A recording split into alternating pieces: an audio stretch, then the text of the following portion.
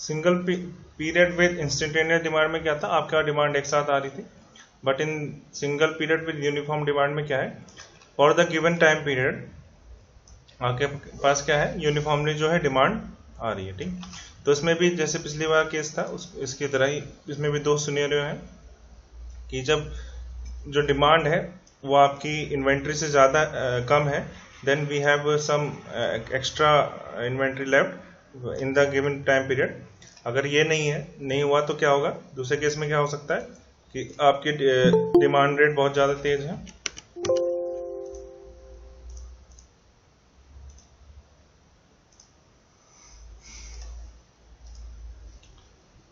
Demand बहुत ज़्यादा speed में है, देन इन दैट केस क्या होगा, आपके केस में शॉर्टेज आ जाएगा। ठीक है, और आपको शॉर्टेज कॉस्ट पड़ेगी। और ये बेसिकली क्या दिखा रहा है शॉर्टेज कॉस्ट, ये वो प्रॉफिट दिखा रहा है जो आप कमा सकते थे और आपने कमाया नहीं। ठीक, सो जैसे मैंने बताया था कि we have two formulas for them,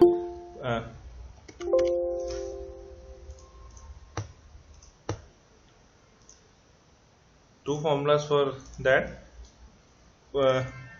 First is for the discrete units and second is for the continuous units. These are those formula which I showed you previously also. Now let's solve some question based on these formula. ठीक, ये आपको थोड़े से डरावने से लग रहे होंगे, लंबे लंबे से, but it is not that much complex. जितना सी दिख रहे हैं उतने ज़्यादा कॉम्प्लेक्स नहीं है। देखते हैं। तो सबसे पहले हम लोगों को ये जो क्वेश्चन है दिस इज फॉर डिस्क्रीट पर। ठीक, सबसे पहली बात, आवाज आ रही है ना मेरी? हेलो,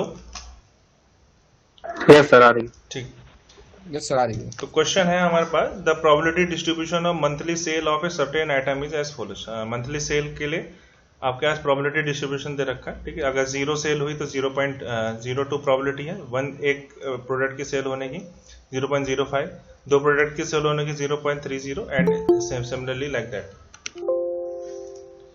मैक्सिमम कितनी सेल हो सकती है आपके पास? Maximum we have sales of up to 6 unit. ठीक, ये आपके पास 6 यूनिट मैक्सिमम दे रखी है। अब ये यहाँ पे आपके उसके अलावा क्या क्या दे रखा है, the cost of carrying inventory is 10 per unit per month. ठीक, तो carrying cost which is C1 आपको दे रखा है, यहाँ पे C1 आपको गिवन हो गया।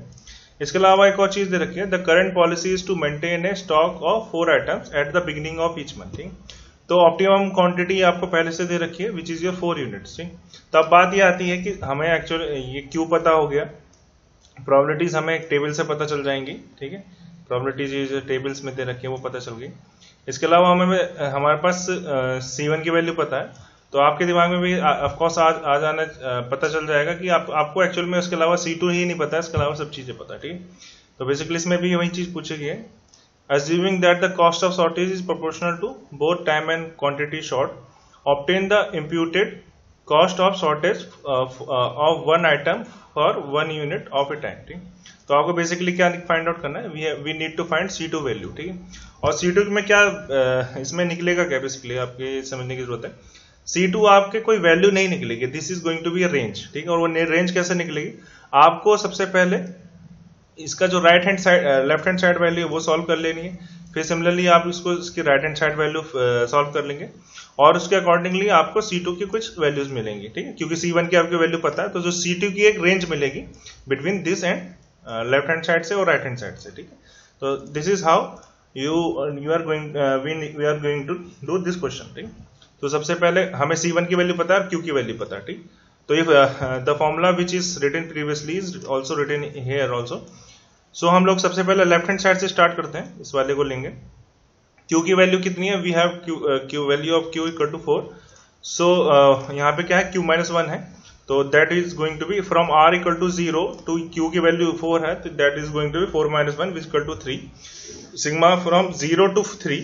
ठीक है, प्रोबेबिलिटी यानी इसमें जो प्रोबेबिलिटीज है 0 से लेकर यानी 0.02, 0.05 और 0.30 और 0.27 तक आपको यहाँ पे प्रोबेबिलिटीज को ऐड करना है। ठीक है, बेसिकली ये है, प्लस क्या है इसका Q माइनस 1/2। ठीक है, और यानी Q की वैल्यू 4 है, so we need to write 4 minus 1/2 sigma from Q to infinite. अब इन्फाइनाइट यहाँ पे क्या है, आपका जो मैक्सिमम वैल्यू है दैट इज 6, तो इन्फाइनाइट नहीं लिखेंगे in that case, we are up to 6 here.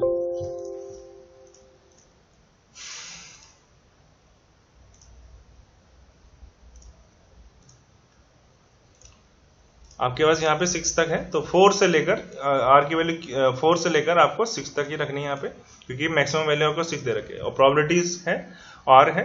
अब ये क्या चीज दिखाएगा, कुछ इसकी करस्पॉन्डिंग आप कुछ वैल्यू लिखेंगे, ठीक है। तो यहाँ पे इन सबको ऐड करेंगे, फ्रॉम प्रोबेबिलिटीज को ऐड करेंगे 0 से 3 तक, विच इज 0.02 प्लस 0.05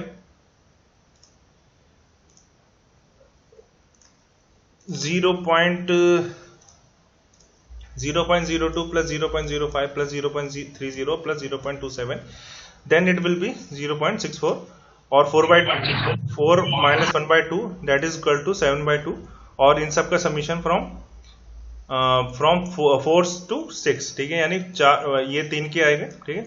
तो यानी पी आर अपॉन आर, यानी आर की वैल्यू कितनी रहेगी 4, 5 and 6 रहेगी यहाँ पे, ठीक है।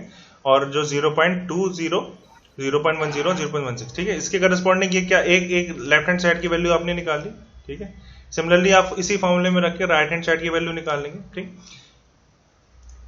तो सबसे पहले आपने जो लेफ्ट हैंड साइड की वैल्यू आई, दैट इज आपकी वैल्यू क्या दिखाएगी, that is C2 upon C1 plus C2। इसके करस्पॉन्डिंग आप C2 की एक वैल्यू निकाल लेंगे, that is going to be 115, ठीक। तो ये मिनिमम वैल्यू हो जाएगी 115।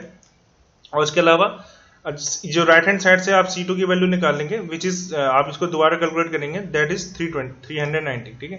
तो C2 की आपके पास एक रेंज आ जाएगी बिटवीन 115 एंड 390, ठीक। तो this is how you can find the shortage cost, कि आपकी जो शॉर्टेज कॉस्ट है वो बिटवीन 115 एंड 390 इस तरह से आनी है, ठीक। This is how the question is. ये बड़ा कॉम्प्लेक्स लगते हैं, but these question are very simple.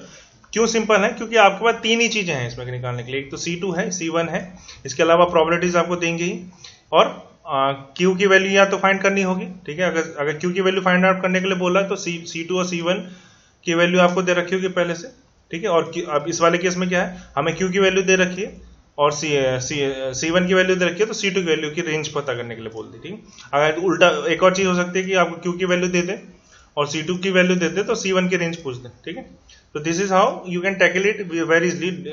ये दिखते बड़े बड़े से हैं, बट दीज बस आपको फॉर्मूला अगर पता है तो you can do it properly. और ये डिस्क्रीट कैसे पता चलेगा, डिस्क्रीट आपको इस तरह से पता चलेगा कि आपको एक टेबल फॉर्म में इस तरह से डिस्क्रीट डाटा दे रखा होगा, कि मतलब एक फिक्स इंटरवल के बाद दे रखा होगा डाटा आपका, और बोला क्या होगा कि आपको शॉर्टेज कॉस्ट इस तरह से निकालना, ठीक। This is how you have to tackle this. Similarly हमारे पास जैसे मैंने बताया था, वी हैव, ये हुआ क्वेश्चन आपका uniform demand with discrete units. Second we have uniform demand with continuous unit, ठीक है। For that we have this formula 0 to Q FR DR plus Q to infinite Q upon R FR DR equal to C2 by C1 plus C2, ठीक। सो अब हमें ये देखना है ये कैसे क्वेश्चन होगा। ये क्वेश्चन है आपका किसके लिए, this question is for continuous units के लिए, ठीक है। So we have function let the probability density of demand of certain atom during a week will be। तो आपको एक फंक्शन दे रखा है FR which is 0.1 जब इसकी रेंज होगी 0 से 10 के बीच में, और 0 अदरवाइज, ठीक। और उसके अलावा आपको क्या क्या चीजें दे रखी है, एक तो सबसे पहले इसमें R की वैल्यू दे रखी है कि वो 0 से 10 के बीच में होगा। इसके अलावा आपको this demand is assumed to occur with a uniform pattern of over the week। let the unit carrying cost की वैल्यू दे रखी है C1 की, इसका मतलब C1 की वैल्यू दे रखी है आपको।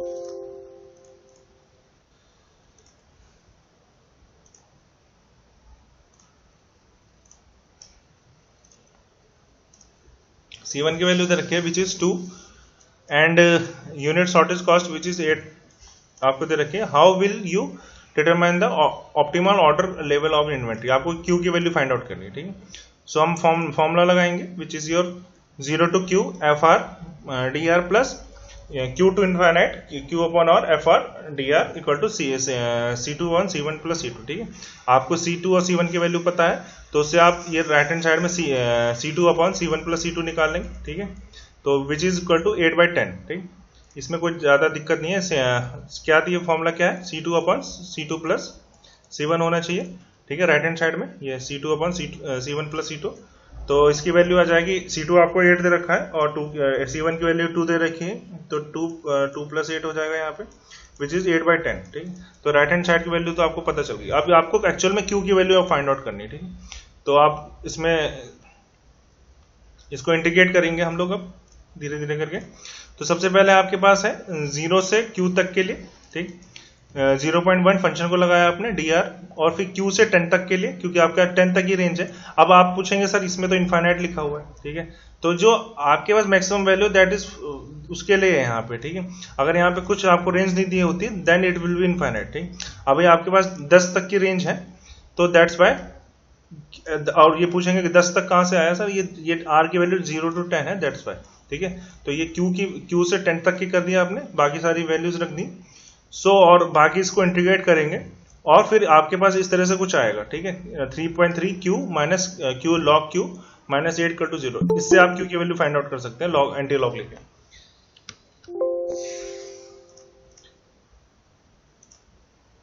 ठीक है। वैसे this is how the question for you can do question for uniform demand with continuous unit, ठीक है। जैसे मैंने बताया कि वी हैव टू टाइप्स, एक है डिस्क्रीट था, एक था कंटिन्यूस, ठीक। अब इसके बाद हमारे पास जो नेक्स्ट है that is very simple but interesting topic, ठीक, which is your selective inventory management. देखिए अब बात जैसे हम इसमें पढ़ना क्या चाह रहे हैं समझिए आप, ये इंपॉर्टेंट है, बहुत इंपॉर्टेंट हो जाता है ये। सेलेक्टिव इन्वेंट्री मैनेजमेंट से मेरा मतलब ये है कि आप जब जैसे मान लीजिए आपके पास 100 प्रोडक्ट हैं किसी कंपनी के अंदर, ठीक है, और अलग अलग तरीके के हैं, ठीक, उसमें से कुछ प्रोडक्ट ए कैटेगरी में डाल सकते हैं, कुछ प्रोडक्ट बी कैटेगरी में डाल सकते हैं, कुछ प्रोडक्ट सी कैटेगरी में डाल सकते हैं। ये एबीसी से मेरा मतलब ये है कि ए वाले पे आप ज्यादा ध्यान देना चाहते हैं, बी वाले पे कम ध्यान देना चाहते हैं, सी वाले पे और कम ध्यान देना चाहते हैं। ऐसा क्यों कर रहे हैं हम लोग, ताकि आप ये देख सके कि मान लीजिए 100 चीजें हैं आपके पास, जरूरी नहीं है ना कि आप सब चीजों पे पूरा का पूरा ध्यान देते रहे, ठीक है। तो जो पहली वाली कैटेगरी होगी उस पर सबसे ज्यादा ध्यान दिया जाता है, उसके बाद जो सेकंड वाली कैटेगरी होगी उसको उस पर और कम ध्यान दिया जाता है, और जो थर्ड वाली कैटेगरी होगी, लास्ट कैटेगरीज होंगी, जैसे जैसे नीचे की तरफ आएंगे तो उन पे और कम ध्यान दिया जाता है, ठीक है।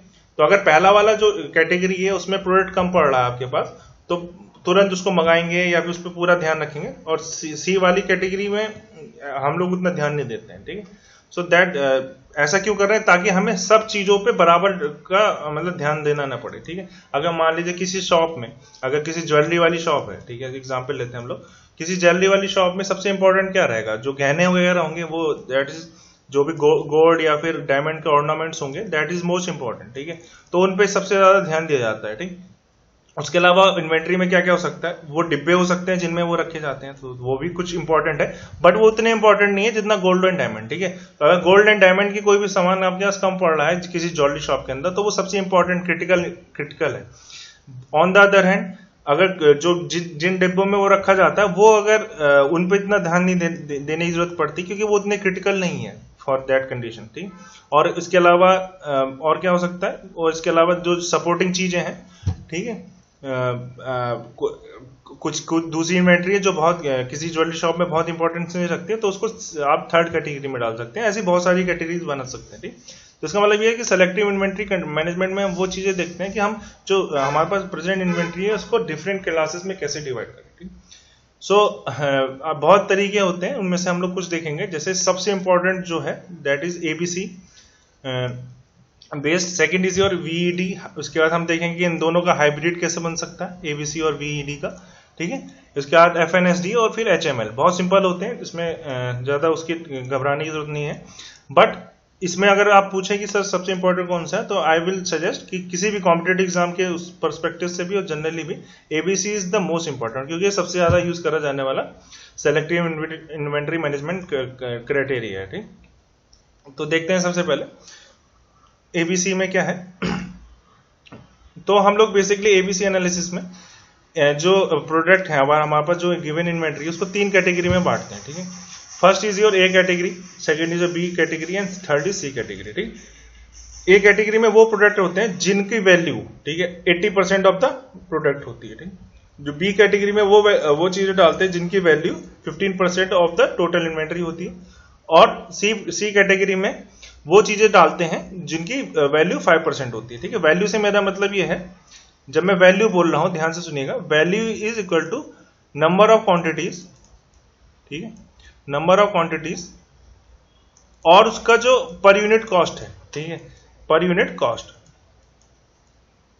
पर यूनिट, ठीक है। वैल्यू तब निकाली जाती है जब नंबर ऑफ यूनिट्स और वैल्यू कॉस्ट पर यूनिट से आप उसको मल्टीप्लाई करेंगे, तब किसी चीज की वैल्यू पता चलेगी। लेकिन ये देखा गया है कि जैसे मैंने ज्वेलरी वाला एग्जांपल लिया, उस वाले केस में ज्वेलरीज का जो कॉस्ट होगा that is way bigger than किसी भी दूसरे सामान से, ठीक है। गोल्ड के जो ऑर्नामेंट्स होंगे या फिर डायमंड्स के जो ऑर्नामेंट्स होंगे किसी ज्वेलरी शॉप के अंदर, वो बहुत महंगे होंगे, ठीक है। तो हम लोग उसको अगर मैं उसको बहुत ज्यादा बड़ी क्वांटिटी में मंगा लूंगा तो क्या होगा, इन्वेंट्री के वो उसकी ज्यादा इन्वेंट्री रखने से मेरा जो मनी है वो होल्ड अप हो जाएगा, ठीक। तो हम लोग क्या करते हैं, जो ए कैटेगरी के आइटम्स हैं वो जनरली क्या होंगे, वो बहुत महंगे महंगे आइटम्स होते हैं, ठीक है।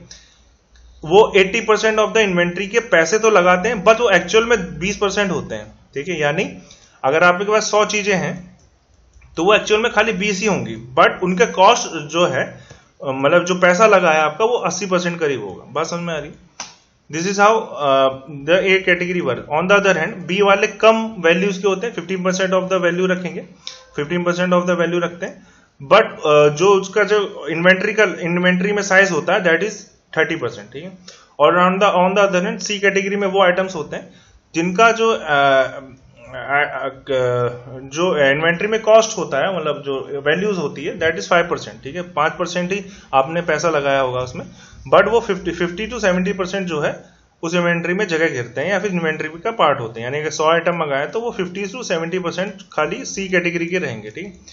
तो सबसे ज्यादा ध्यान किस पे देने की जरूरत पड़ेगी, क्योंकि वो ए आइटम सबसे महंगे भी हैं और जरूरी भी हैं, साथ में वो सबसे कम है, तो सबसे ज्यादा ध्यान देने की हमें ए इन्वेंट्री पे जरूरत पड़ेगी। बी जो है उससे कम ध्यान देने की जरूरत पड़ेगी, और सी पे जो है ऑलमोस्ट जो है आप बहुत ही कम नजर से काम चल जाएगा, ठीक है।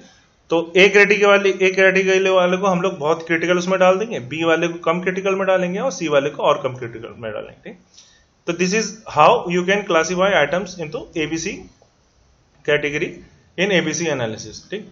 अब इसमें कोई ये एक चीज और बता दूं कि ये जो हमने ये जो बनाए 80%, 15%, 5%, ऐसा कोई बिल्कुल रूल नहीं है कि 80% ही होगा, ये 70% भी हो सकता है, 75%, ठीक है। यानी मेजर चंक किसका है ये बात आती है, ठीक है।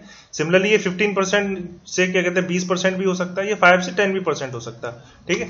बट ये इसी तरह से ज्यादातर इन्वेंट्रीज में ऐसे ही होता है, ठीक है। आपने अगर 100 चीजें खरीदी हैं, उसमें से 20% यानी 20 चीजें ही ऐसी होंगी जो एक्चुअल इन्वेंट्री का 80% पैसा उसमें लग जा रहा होगा, ठीक है। मतलब आपके पास 80% पैसा आप उसी में लगा रहे होंगे, ठीक है।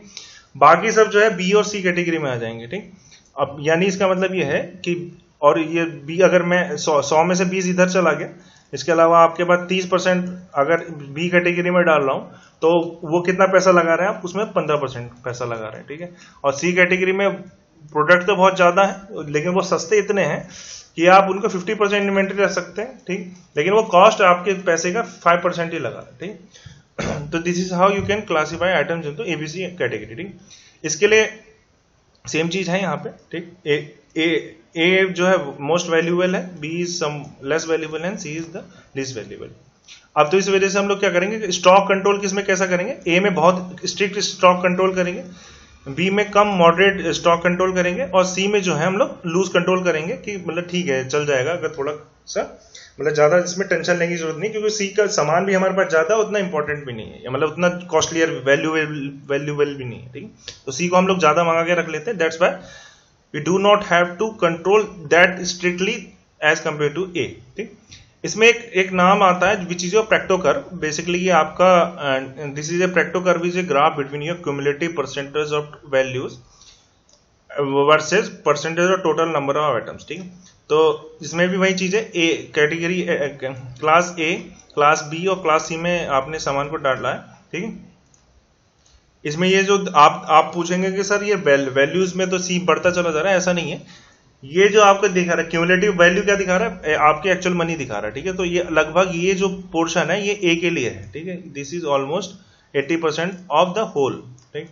This is 80%। इसके बाद जो बी वाले के लिए है, बी वाले के इतना पोर्शन है, जो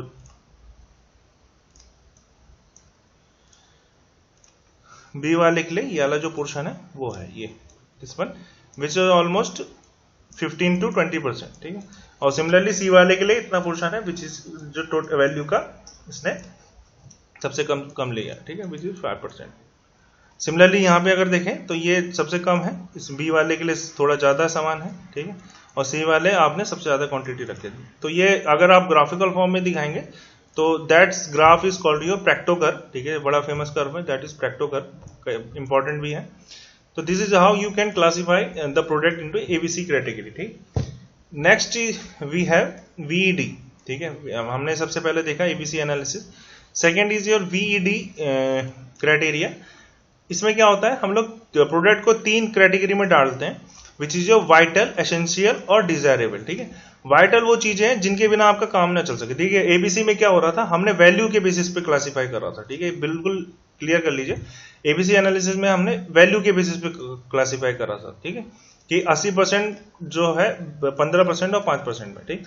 but in case of VED analysis हम लोग क्या करते हैं, हम लोग इसको वाइटल, एसेंशियल और डिजायरेबल में कैटेगरी में डालते हैं। यानी कि वाइटल में वो प्रोडक्ट डालेंगे जिनके बिना कंपनी के अंदर काम ही नहीं चल सकता है, ठीक है। उनके कॉस्ट से हमें मतलब नहीं है, वो किसमें कितना पैसा लगा उससे मतलब नहीं है, ठीक है। कई बार किसी रॉकेट के अंदर एक बोल्ट इतना इंपॉर्टेंट होता है कि काफी बड़े बड़े चीजें इतनी इंपॉर्टेंट ना हो, ठीक है। तो दैट्स वाई हम उन चीजों को डालते हैं जो वाइटल में जिनके बिना आपका काम ना चल सके, ठीक है, और इफिशिएंसी उनके बिना जीरो हो जाएगी, ठीक है, बिल्कुल काम ही नहीं चल सके। एसेंशियल में क्या होता है, वो प्रोडक्ट डालते हैं जिनके बिना काम तो चल सकता है बट एफिशिएंसी में इफेक्ट आएगा। और डिजायरेबल लग्जरी टाइप की चीजें हो जाती हैं, जो कर रहे हो तो ठीक है, अच्छा रहेगा, नहीं हो तो भी काम आपका चलेगा, ठीक है। इफिशिएंसी में ऐसा कोई खास इफेक्ट आने वाला नहीं, ठीक है।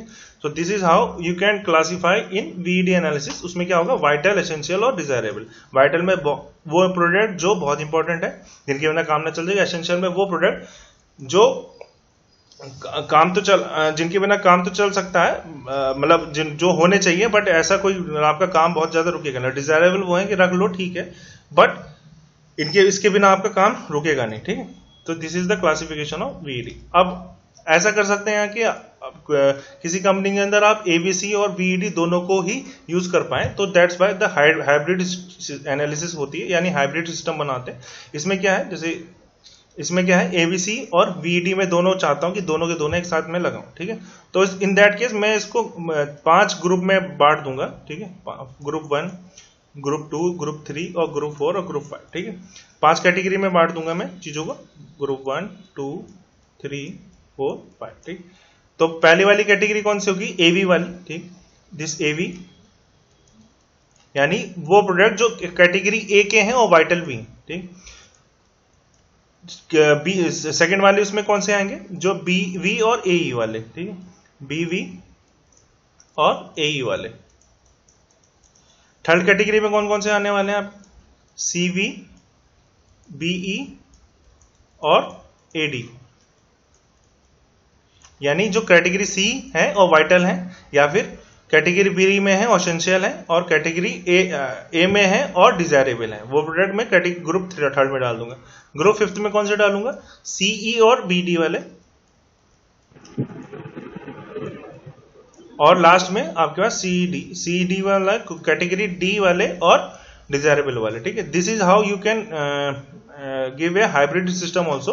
इसमें क्या करेंगे हम लोग, जो फर्स्ट वाले हैं उसको सबसे ज्यादा इंपॉर्टेंस देंगे, सेकंड वाले को उससे कम, थर्ड वाले को उससे कम, फोर्थ वाले को उससे कम और फिफ्थ वाले को उससे कम। जनरली बुक में सीधे सीधे आपको दे दिया जाता है। इसका तरीका मैंने यहाँ पे बना रखा है, कैसे आप बना सकते हैं। तो एबीसी इस तरह से लिख लीजिए, कोई भी जरूरी नहीं एबीसी, XYZ भी हो सकता है इसमें। तो वीईडी भी यहाँ पे इस तरह से लिख दिया, और इस तरह से आपने बना लिया। ए और बी में पढ़ा है तो ए भी लिख लिया, यहाँ पे ए और ई में पढ़ा है तो ए ही लिख लिया, ऐसे ही ए और डी में पढ़ा है तो एडी लिख लिया। इस तरह से आपने पूरी टेबल बना लेंगे, और इसमें 5 ग्रुप बनाने हैं। तो सबसे पहले इसमें एक लाइन खींची डायगोनली, तो पहला ग्रुप बन गया, ये दूसरा ग्रुप, ये तीसरे ग्रुप के लिए तीसरा ग्रुप, ये चौथा ग्रुप बनेगा डायगोनली की लाइन खींचेंगे तो, और ये 5वां ग्रुप, ठीक है। आपको इसे रटने की जरूरत नहीं पड़ेगी, नहीं तो कई बार बुक्स में आपको सीधे ग्रुप बना के दे देते हैं, आप फिर याद करते बैठते। तो this is how we can make a hybrid system also, ठीक है। जरूरी नहीं एबीसी के लिए हो, दूसरे सिस्टम है, जैसे हमारे पास 3 वाले हैं, ये HML वाला भी है हमारे पास, ठीक है। कई बार XYZ भी आता है, ठीक है। तो वो सिस्टम में भी आप जो हाइब्रिड बना सकते हैं, ठीक है। अभी मैंने एग्जांपल दिया खाली एबीसी और बीईडी का, ठीक। तो आई थिंक आप किसी दूसरे का भी इसी तरह से बना सकते हैं। Next is your FNSD. FNSD your fast, normal, slow और डेड आइटम्स. इसमें क्या है, हम लोग कैटेगरी में बांटते हैं fast moving items, normal moving items, slow moving items और डेड यूनिट आइटम्स. यानी बहुत तेजी से चलने वाले सामान किसी इन्वेंट्री के अंदर जो बहुत तेजी से खर्च होते हैं और बहुत तेजी से लाने पड़ते हैं. ठीक है, तो उनमें सबसे ज्यादा आप चीज कंसंट्रेट करेंगे. नॉर्मल मूविंग आइटम्स वो होंगे जो फास्ट मूविंग से कंपेरिजन में स्लो मूव करते हैं, यानी जल्दी जल्दी खत्म नहीं होते, तो उसमें थोड़ा कम ध्यान देने की जरूरत है. स्लो मूविंग में और सबसे कम ध्यान देने की जरूरत है. और डेड मूविंग में वो सामान है जिसको आपको इन्वेंट्री से बाहर कर देना चाहिए, वो किसी काम के नहीं है, स्क्रैप टाइप की चीजें हैं. ठीक है, तो डेड आइटम्स वो आइटम्स होते हैं जो आपके किसी काम के नहीं है, वो आप बेच दो, ज्यादा अच्छा है. ठीक है, मतलब कबाड़ में बेच दो चीजों को, ज्यादा अच्छा है डेड आइटम्स को. ठीक है, तो मेन आपके पास क्या है, FNS जो फास्ट मूविंग, नॉर्मल मूविंग और स्लो मूविंग. तो सबसे ज्यादा आपको ध्यान किस पे देना पड़ेगा, फास्ट मूविंग को देना पड़ेगा. उससे कम ध्यान नॉर्मल मूविंग पे और लास्ट में स्लो मूविंग आइटम्स पे. ठीक है, तो ये है बेसिक कॉन्सेप्ट FNSD का. लास्ट इज योर HML, जिसमें हम लोग 3 कैटेगरी में फिर से बांटते हैं, which is high price, medium price और लो प्राइस में. अब इसमें आपको दिमाग में आ रहा होगा sir, high price, medium price और लो प्राइस के तो ABC में भी था, वैल्यू की बात हो रही थी, मनी की आप बात कर रहे थे. बट यहाँ पे हम लोग HML में क्या करते हैं, जैसे मैंने यहाँ पे नोट करके लिखा भी है, here we consider the only unit cost. ठीक है, उसमें हम लोग क्या कर रहे थे, जब वैल्यू निकाल रहे थे, इन दैट केस हम लोग क्या कर रहे थे, क्वांटिटी को भी मल्टीप्लाई कर रहे थे, नंबर ऑफ आइटम्स. ठीक है, वैल्यू निकालने के लिए number of item multiply by there cost per unit. ठीक है, तो क्या आ रहा था, जो भी आपका सामान होगा सबका वैल्यू आ रही है. बट HML में हम लोग क्या करते हैं, पर यूनिट कॉस्ट को देखते हैं. ठीक है, सिर्फ पर यूनिट कॉस्ट के बेसिस पे हाई, मीडियम, लो में कैटेगराइज करते हैं. और हाई वाले को ज्यादा प्रायोरिटी देते हैं, मीडियम वाले को कम प्रायोरिटी देते हैं, और लो प्राइस वाले को सबसे कम प्रायोरिटी देते हैं. इनमें से आप पूछें कि सर सबसे ज्यादा यूज करा जाने वाला सबसे फेमस कौन सा है, सो आई विल डेफिनेटली से the ABC analysis the most important for your competitive exams. जो जनरली ये सबसे ज्यादा इसी से पूछा जाता है, और मतलब सबसे बेसिक भी यही है, और सबसे ज्यादा कंपनीज में यही यूज होता है as compared to all others. ठीक है, और ये तो एप्लीकेशन भी बेस है कि किस तरह का एप्लीकेशन है आपका, but generally ABC is the most famous. Okay, any questions? Hello? No, sir.